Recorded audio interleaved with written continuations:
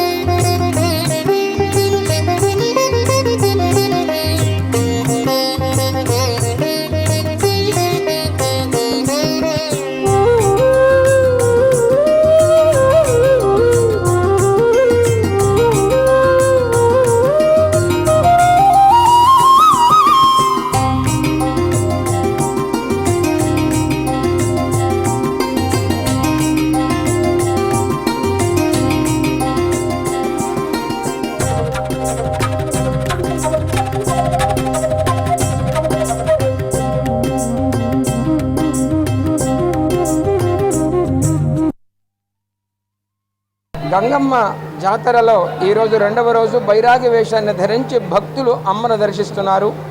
బైరాగి వేషం చేత ప్రజలకు, భక్తులకు చాలా విశేషమైనటువంటి జ్ఞానం కలుగుతుంది. ఆ అమ్మ దయ ఉంటే అన్నీ ఉన్నట్లే. గంగమ్మను దర్శించండి, వేషములు వేయండి, అమ్మ యొక్క అనుగ్రహాన్ని పొందండి.